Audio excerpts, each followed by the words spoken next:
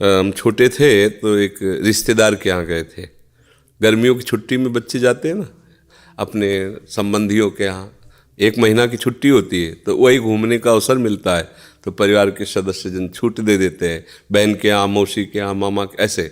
तो बहन के यहाँ गए थे, तो बहन की जो पति की बहन होती है उसे नंद कहते हैं, वो उनके यहाँ ले गई थी। तो उनके यहाँ हम गए हुए थे तो एक कमरे में देखा एक नौजवान व्यक्ति पड़ा हुआ था, वो शायद उनकी ननंद के पति थे।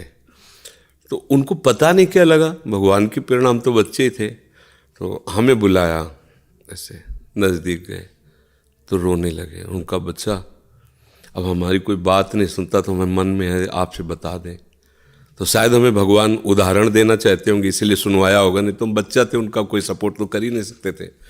उनका बच्चा है, जो बिल्डिंग देख रहे हो ना, ये मेरी बनवाई हुई है, वो मेरी पत्नी है, और वो टाकीज के सामने मेरी चाय समोसा पान इसकी दुकान थी, और मैं सुबह से शाम तक मेहनत करता।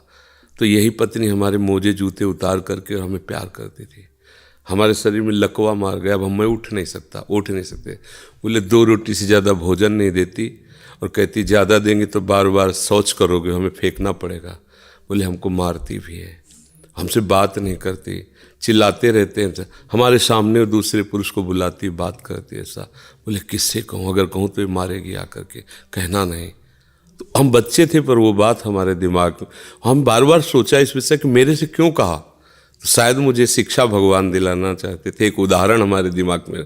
देखो ये वो बता रहा है कि जब मैं कमा के आता था तो मेरे जूते मुझे उतारती थी, मुझे प्रेम करती थी। आज वही पत्नी है, मेरा ही सब वैभव है, मुझे रोटी भर पेट नहीं, क्योंकि लकवा मार गया, शरीर बेकार हो गया, अब वो पड़ा ऐसे। अब उस व्यक्ति का कौन मित्र होगा, कोई प्यार से बात, तभी तो हम बच्चा थे, हमें बुलाया, कोई प्यार से बात नहीं कर सकता। वही व्यक्ति है जिसने अपने जीवन को सजाने की चेष्टा की, लेकिन एक मित्र है जिसको वो नहीं जानता था। इसीलिए अगर उस मित्र को जानता होता तो उसको रोना नहीं बनता, वो केवल उसी से बात करता और जीवन बदल जाता। वो कर तुम अकर तुम अन्यथा कर तुम, सच्ची मानो। हमें डॉक्टर ने कहा था आज के कम से कम 17 वर्ष पहले, दिल्ली के थे, सब जांच की, उनका बाबा तुम संत हो इसलिए तुमसे कोई छुपाव नहीं है, तुम्हारा कोई घर का नहीं कि जिससे मैं बता सकूं, तुम्ही से डायरेक्ट कह रहा हूं। 2-2.5 वर्ष, आखिरी 5 वर्ष, ये किडनी खत्म और आप मर जाओगे। तो इसलिए बता रहे हैं कि आप भजन कर लो बस 2-2.5 वर्ष। और तो हमने भी ठान लिया था कि हाँ ठीक है ऐसा है। आज 17 वर्ष तो हो ही गए, लगभग 17 वर्ष, बड़ा लंबा सफ़र है। अभी आपके सामने बैठे हैं, फेल भी है और पास भी है, नहीं पास है। देखो जो दिनचर्या हमें चाहिए वो हमारे शरीर कर रहा है, तो हम पास है। और फेल इसलिए कि संसार की दृष्टि से वो किडनी फेल है। अगर भगवान का भरोसा ना होता तो सोचो आज हम कितने परेशान होते, शरीर को लेकर, पैसे को लेकर, कितना खर्चा, कैसी दवाइयाँ, कहाँ से डॉक्टर कहाँ लाते, क्या कुछ नहीं करना होता। वो अपने आप डॉक्टर रो करके कहते कि मेरी सेवा मत छीनना।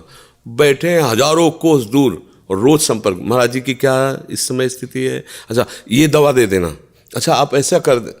तो हम देखते किसका दुलार है, जिनको 1000 रुपया दे के समय लिया जाता है वो फिर बात करते हैं, वो भी अपने ढंग से। आश्चर्य की बात, वो डॉक्टर, उसे दुनिया से क्या मतलब, रुपये से मतलब है। लेकिन श्री जी ये है प्रभु का प्रताप, हर व्यवस्था कैसी तुम्हें बताया। जब हम उनकी तरफ देखते हैं तो हजारों हाथों से दुलार करते नजर आ रहे हैं, हजारों हाथों से प्यार करते नजर आ रहे हैं। ये कैसे चलता है। अब हमें कुछ किसी से मांगना नहीं, किसी से कुछ कहला नहीं, अपने आप सब व्यवस्था होती। ये हमारी नहीं, भगवद आश्रय होने की बात है। अगर भगवद आश्रित नहीं हो तो वो अमल पत्नी होती, बच्चे होते, किसी के काम की तरह नहीं गए थे, तो क्या कहते, तेरे दिन इसे 4-5 हज़ार रुपये डायलिसिस के लिए चाहिए, दवाइयाँ चाहिए, भगवान उठा लो, ऐसे कर पूछ लो भगवान इनको, वो कहती है इनको पूछ लो।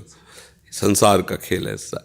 तो ये हम कोई तुम्हें कहानी नहीं बता रहे, सच्ची बात कह रहे। अभी अंधकार है और भगवान का आश्रय ले लो, आनंदित रहोगे। आज आपको नहीं समझ में आएगा, किसान खेती बोता है तो तुरंत फसल नहीं काटने को मिलती, थोड़ा समय लगता है। ऐसे आप अपने जीवन को भगवान में समर्पित कर दो, नाम जप करो, रहो उसी संसार में, वैसे ही रहो। हम ये नहीं कहते बाबा जी बनो, गंदे आचरण मत करो, गंदा नशा मत करो, गंदा व्यवहार मत करो, भगवान इसी से प्रसन्न हो जाएंगे।